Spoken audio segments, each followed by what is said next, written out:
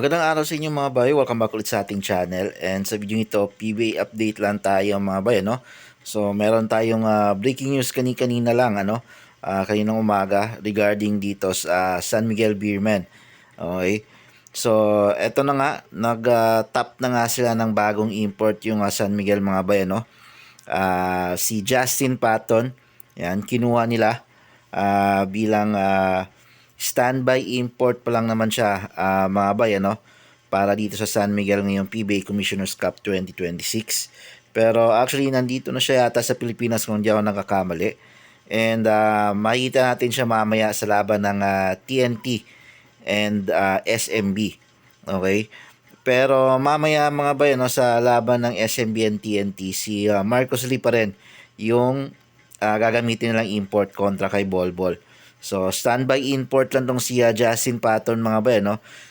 I think kung hindi siguro maganda yung maging performance mamaya ni Marcos Lee kontra kay Bolbol at sa TNT, malamang ay papalitan na siya at huling game na niya yung laro niya mamaya kontra sa TNT.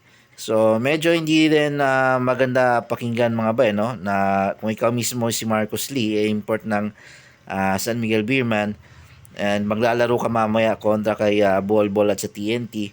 Sa tingin ko hindi siya medyo disadvantage ang mga bayan na para sa import kasi feeling mo na tipo kahit nagawin mo yung best mo sa game mo mamaya ay tila papalitan ka kahit na anong mangyari kasi meron ng standby import na nakaabang para palitan ka. So, sa tingin ko hindi rin magiging maganda or hindi mabubuhos lahat ni Marcos Lee yung maging performance niya mamaya, Pero kung titingnan talaga natin yung last two performance, kahit na yung last game na lang ni Marcos Lee, medyo hindi talaga maganda yung performance niya bilang import ng SMB.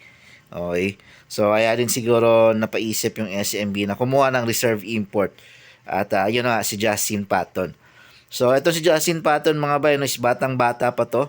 28 years old lang to. Ayan. And kakagaling lang nito sa Puerto Rican League. Yan. And NBA, naglaro to sa NBA for 4 years.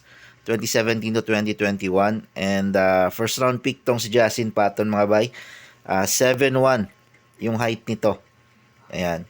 So, tingnan natin mamaya kung ano yung magiging performance si Marcos Lee or kung papalitan ba talaga siya.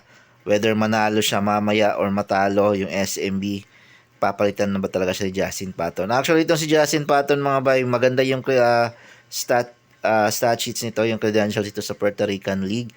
Nag-average siya ng 4.5 blocks per game and 14.3 rebounds sa kanyang Puerto Rican stint. So, magaling to and bata pa.